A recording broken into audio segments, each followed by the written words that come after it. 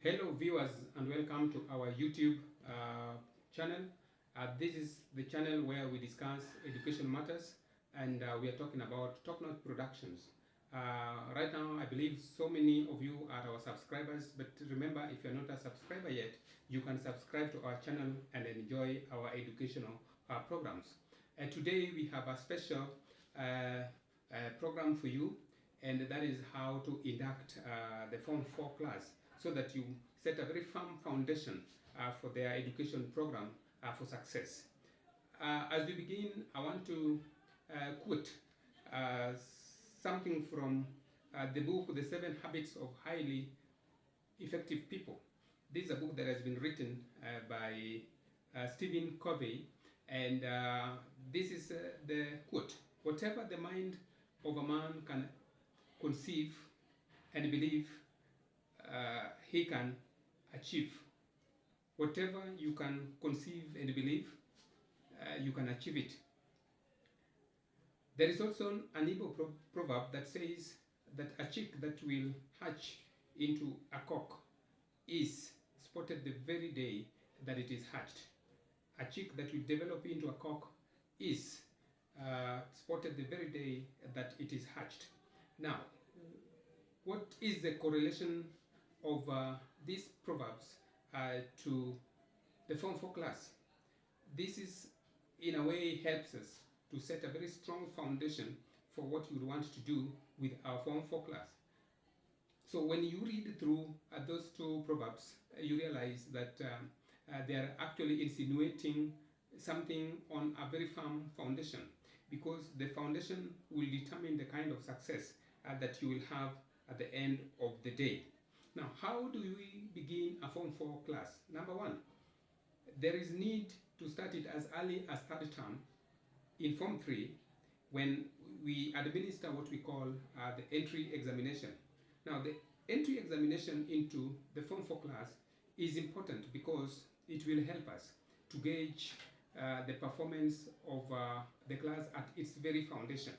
And that is why any serious school or any serious institution that would want to have a success should actually administer what we call the entry examination.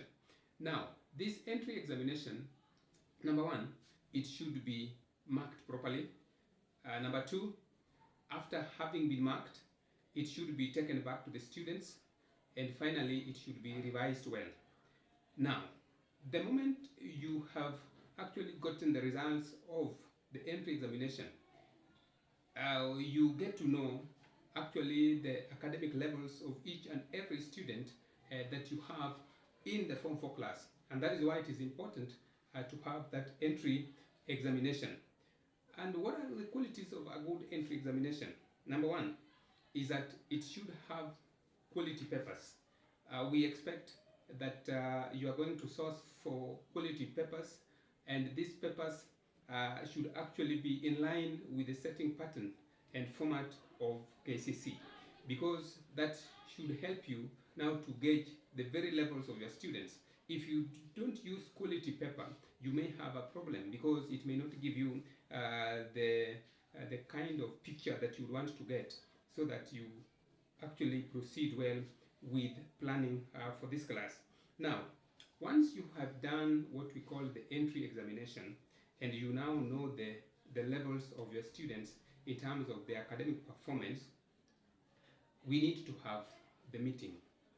These meetings are departmental. Each and every department should actually sit down and discuss the performance at what we call the entry examination. Now, it is during this time that we should be able to set the targets for our various streams in the school. The entry examination can actually help us now to set the targets, because we will be using the results of an exam that is quality, an exam that has been administered, and an exam that our students or the candidates have taken, and now we can gauge their levels even as we set our targets. So it is important to have a very quality entry examination. After that, we need to have what I call the meetings for the departments. Each and every department should sit down and discuss the results, and probably set the targets now for various streams of the Form 4 classes, so that at the end of the day, we know the direction that the academic progress is taking. Now, having also set the targets, what do we need to do next? Teachers should actually be inducted on how to achieve the targets as well. So it is during that meeting that we must also talk about what are the plans that we have that can help us to get the results or the success that we want. So during that meeting, I think it is the meeting to brainstorm, and as you brainstorm, you come up with strategies, the best strategy to achieve the kind of targets that you have set for your Form 4 or class. And after that, my experience is that we have various ways of doing this. In some schools, like one of the schools that I actually happen to have taught at, the principal then sits after those meetings, the departmental meetings, the principal now sits with the teachers again. There is a kind of a staff brief where the principal now actually comes strongly and actually gives the roadmap. And this roadmap actually comes from those meetings that the departments have had. And therefore now that one gives the principal the authority and probably the general view, so that there is now a roadmap. And this roadmap must be accepted by the members of staff, and it must also be something that the administration is aware of. Now, during the staff brief, there is also need also to talk about engaging the parents, because they are also major stakeholders when you're planning for your Form 4 class. The parents are a major stakeholders in this, and therefore there is a need to organize for the inaugural meeting with them, together with their children, together with the teachers, together with the board, so that at the end of the day we all read from the same script. So during the staff brief, there could be some suggestions of when we can have the Form 4 parents coming over and sharing with the teachers, together with the board members, on the roadmap that has been given by the school administration. So it is important to invite the parents, because they are part and parcel of the success. And remember, some of the programs that we intend to implement actually have what we call the cost implications.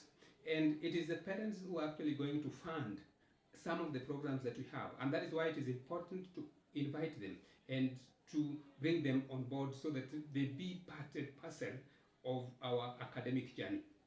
Now, during the meeting with the parents, we actually launch the Form 4 class, or what we call the inauguration of the Form 4 class for that particular year. It is a long journey, and we must bring everyone on board, and we must launch these candidates so that they are aware of the task that is ahead of them. This meeting is important, and it must be well advertised so that each and every parent comes over. During this meeting, we can have a motivational speaker that would highlight certain aspects, certain things that we would expect our students to undertake. So, ladies and gentlemen, I'm just trying to give you the background of the expectations. Then from there, we will discuss more and more about how to plan for a Form 4 class. Thank you, and may God bless you abundantly. Asante sana.